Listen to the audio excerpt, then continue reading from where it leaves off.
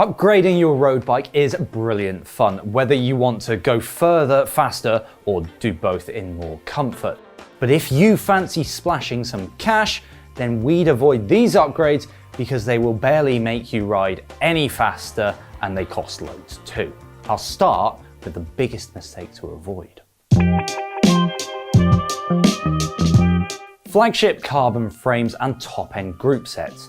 We'd argue that unless you're a pro road racer, they'll make little to no actual difference over second-tier versions.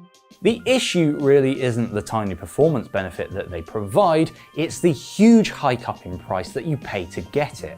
For example, let's look at the difference between Shimano's much-loved Ultegra group set and the Flagship Dura Ace. Go for the latest electronic versions of either group set, and you'll be getting exactly the same motors, battery, and features. But the slightly lighter materials used in Dura Ace group sets save just under 300 grams, and that will cost you an extra 1,100 quid or $1,500. That, I have to say, is just silly. Tubeless tyres are brilliant these days, but we'd argue that if you can't be bothered with the associated maintenance or you don't already own tubeless ready wheels, the upgrade from inner tubes isn't worth the money. We're not just being difficult for the sake of it, I promise. In terms of performance, we have the data to prove that the tyres set up tubeless aren't actually a huge amount faster than with latex or TPU tubes. BicycleRollingResistance.com found that putting a latex inner tube into a tubeless tyre was just 0.4 watts slower at 60 psi than the tubeless tyre with 20 milliliters of sealant. It isn't just a case of performance though.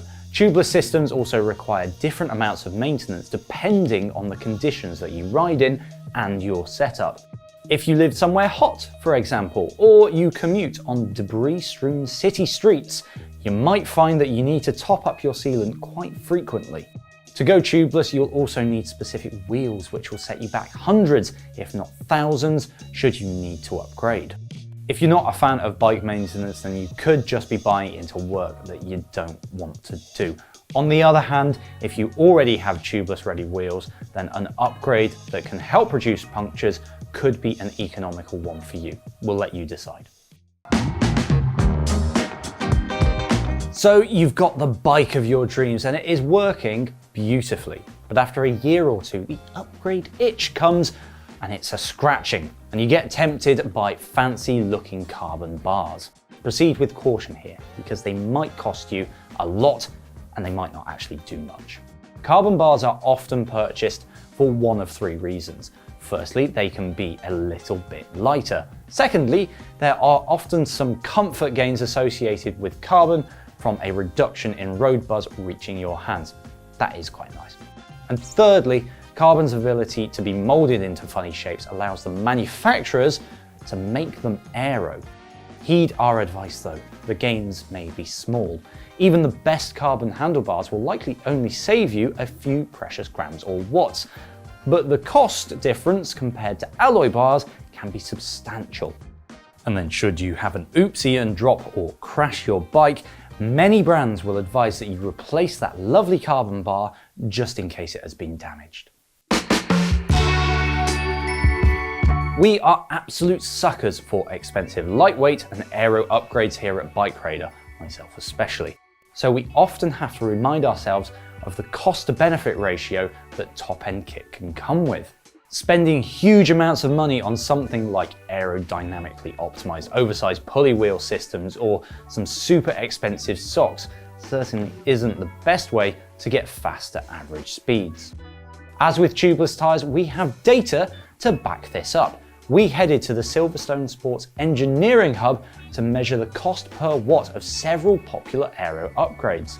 The best value change was a free one. Simply riding in a more aerodynamically efficient position cost nothing, and it saved us over 30 watts compared to our baseline position. You will have to invest time into training your body to hold such a position, but the numbers don't lie. This is worth it. And this doesn't just apply to aerodynamics. Whenever we go to the National Hill Climb Championships, we see a host of lightweight bikes that are formed from well-priced parts. So you don't need to spend massive cash to go faster. Power meters are becoming ever more common on new bikes, but if you're not following a training plan or using the numbers to chart your improvements, do you really need one? We would say no. A power meter is quite simply a tool that you can use to get fitter and faster on the bike. They come in many forms with different brands placing them in pedals, crank arms, crank spiders, and even wheel hubs. Each has positives and negatives, but the basic fact is that if you don't use the data to influence your training, they're just adding weight to your bike or taking money from your pocket. Some power meters can spit out data on your pedal balance, letting you know if you favor one leg over the other. That can be very useful information for preventing or healing injuries. Okay, I will admit, analyzing your power numbers, comparing the data against your riding friends, and having a measure of just how good the pros are is quite a lot of fun. But a power meter will cost you at least a few $100s, with the best ones costing quite a bit more. And that is quite a lot of money to spend if you're not doing anything with the data. So, those are our top 5 road bike upgrades that you probably don't need. We're fully ready to get shot down in the comments section on a few of these. So if you want to let us know how wrong we are, then get down there and start typing. In 2024, we'd love you to subscribe to the channel. It won't cost you a thing, but it means a lot to us. Thanks for watching. And if you want to see what upgrades you should be making to go faster, then check out this video.